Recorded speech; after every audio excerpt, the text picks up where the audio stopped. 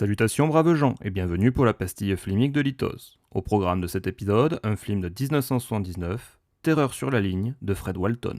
Mais... Attention, ce film n'est pas un film sur le cyclisme. Merci de votre compréhension. Alors, Terreur sur la ligne, ou bien dans sa version chewing-gum When a Stranger Calls, pour Quand un étranger appelle, est un film ayant gagné le Grand Prix du jury lors de l'édition années 80 de Feu et prestigieux festival du film fantastique d'Avoriaz. Alors que le métrage n'est absolument pas un film fantastique. Je précise, il n'y a pas de quotidien chamboulé par le surnaturel dans la bobine. Juste de l'horreur. Une angoisse froide, réaliste, et qui fout bigrement la pétoche dans ses 20 premières minutes.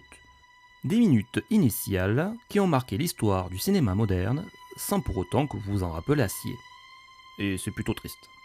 C'est peut-être pour cela que j'enregistre un épisode sur ce film qui a pourtant, et a raison, d'effrayer la chronique à l'aube des années 80. Explorons cela.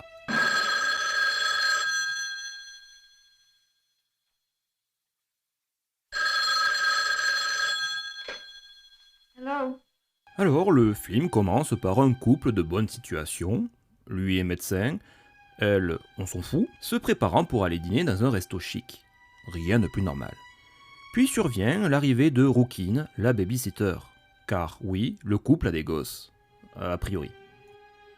Bla bla bla, le couple briefe Rourou sur ce qu'il faut faire, c'est-à-dire rien, car les marmots sont déjà au lit. Ça, c'est bien. Ceci dit, il précise tout de même qu'il laisse près du téléphone le numéro du resto en cas d'urgence. En cas d'urgence. Bref, le couple se barre festoyer. Bon ben voilà quoi, du classicisme à l'état pur. Le film va de prime abord nous conter une soirée en huis clos, babysitter plus chiard entre guillemets, qui va partir en gosse selon une expression de nos habits québécois. Et franchement, je me fais chier. C'est mou. C'est une situation standard, vue, revue et re-revue. Re-re-re-revue. Il y a juste l'actrice qui me dit quelque chose avec ses gros yeux globuleux. Vous savez, c'est cette sensation-là où je l'ai déjà vu quelque part, mais je sais plus où. Et du coup, est-ce assez pour tenir en haleine ? Non. Bon, par contre, heureusement qu'il y a la règle de tout cinéphile qui doit se respecter. Quand on commence, on termine. Et heureusement qu'elle est là, cette règle. Vous allez voir. Écoutez. Oh, et puis merde. Donc on suit maintenant la babysitter qui se la roucoule douce en attendant le retour des parents. Et elle est studieuse. C'est qu'elle avait ramené tout plein de boulot pour ses études. Bon, elle squatte aussi le téléphone pour appeler sa meilleure pote et elle papote sur un sujet pas du tout original. Son crush du moment. Un certain Bobby. Bon. Hein ? Elle raccroche. Bon ben là normalement c'est bon, le film va démarrer. Gros plan sur le téléphone. À l'aise. Alors c'est quoi qui va être la terreur sur la ligne ? Ben on va vite le savoir. Rookin décroche et... Hello. Why haven't you checked the children? Une voix sinistre, monotone, grave et froide. Ah ouais ok. Ah, c'est simple mais bigrement efficace. Et puis je ne saurais trop expliquer pourquoi, mais à ce moment précis, j'ai lâché mon téléphone pour me concentrer sur ce qu'il se passait ensuite sur mon écran, happé par la sensation étrange qui émane des images, titillant mon intérêt de manière aussi subtile qu'un proctologue en plein exercice. C'est peut-être ça finalement l'aspect fantastique du film, parce que je n'ai plus décroché mon regard jusqu'à la fin de la séquence qui m'a, malgré l'exact même dénouement que j'imaginais, fait me chier dessus.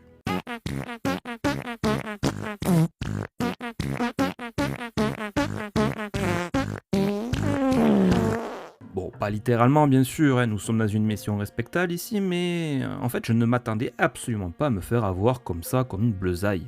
C'est qu'à partir du premier appel, les autres ont suivi en augmentant toujours plus la pression exercée sur la jeune femme, ainsi que l'angoisse qui en découle. Une ambiance anxiogène au possible. Elle a bien tenté, Rourou, d'être plus maligne que son harceleur téléphonique, et ce fut brillant, mais au final, elle a été piégée. Littéralement. Car au moment où la babysitter se rend compte du roucarnage à venir, le réalisateur nous offre un plan extérieur de la maison, ciblant une fenêtre où se tient Rookin.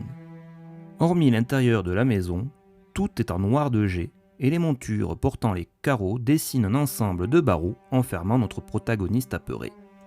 Il s'agit là d'une composition d'images qui imprime durablement la rétine. Et bien je m'arrête là pour la description de cette introduction.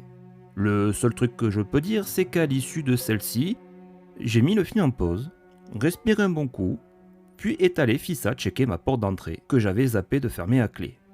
Je me suis ensuite insulté en allemand pendant de longues minutes avant d'avoir assez de courage pour aller reprendre le visionnage du métrage.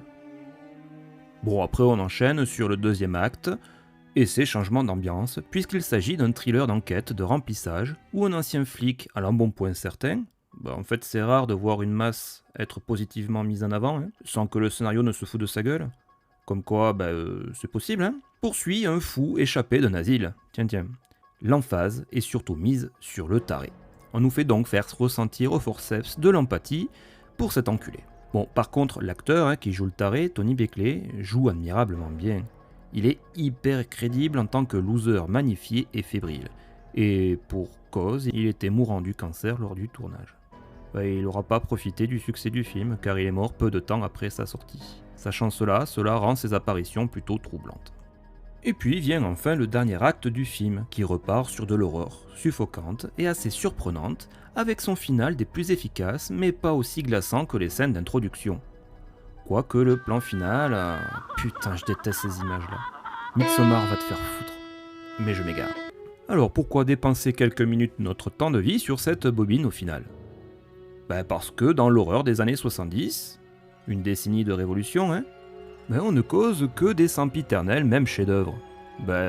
Massacre à la tronçonneuse et son ambiance poisseuse. L'Exorciste avec ses torticolis à foison. Alien. Et puis bien sûr, Halloween et sa babysitter stalkée par un harceleur masqué échappé d'un asile d'aliénés. Tiens, il y a quelques ressemblances avec la description plus tôt, non ? Oui, il faut dire que La Nuit des Masques et Terreur sur la ligne sont basés tous deux sur le même fait divers. En effet, une paire d'années auparavant, une babysitter, une vraie, reçoit des appels d'un maniaque lors d'une garde et se fait malheureusement assassiner par ce dernier. Mais là où John Carpenter, Dieu, a choisi le chemin du surréalisme pour aborder le sujet avec son tueur monolithique et inarrêtable, Fred Walton a choisi une approche ancrée dans le réel, où chaque roucoupe physique, mais surtout psychologique, assénée par sa figure malfaisante pourtant malingre, nous terrorise au plus haut point.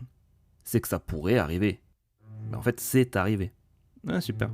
Avant de clôturer cette pastille, je tiens à rajouter la description d'une autre image marquante du métrage et qui fait écho avec celle de la fenêtre décrite précédemment.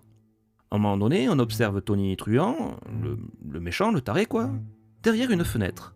Mais là où pour la babysitter c'était synonyme d'un enfermement, pour notre taré de service, c'est l'exact inverse. Lui qui a lutté ardemment contre ses pulsions tout au long du métrage, ce moment-là marque sa libération. La fin de sa souffrance et le passage au troisième acte, et où il épouse entièrement ce qu'il est réellement, le mal à l'état pur. Et puis honnêtement, je sais ce que vous vous êtes dit. Si ma description de la séquence d'intro de Terreur sur la ligne vous fait penser fortement à celle de notre film de tueur masqué qui tire la langue... Yo. Hello, Shorty. What are you doing? Yo. What's up?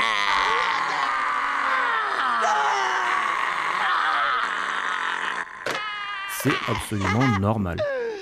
Wes Craven s'en est fortement inspiré pour réaliser la mythique introduction de Scream. Ce qui fait que Terreur sur la ligne, même s'il est peu connu, a inspiré quelques-uns des films marquants des années 80 voire même 90. Comme quoi. Et puis j'ai retrouvé dans quel film l'actrice principale a joué, avec ses yeux là bien marquants. Elle a incarné la grand-mère dans Les Valeurs de la famille Addams. Mais ça, ce sera peut-être pour une autre pastille. En attendant... Êtes-vous allé voir les enfants ? Ta gueule, toi.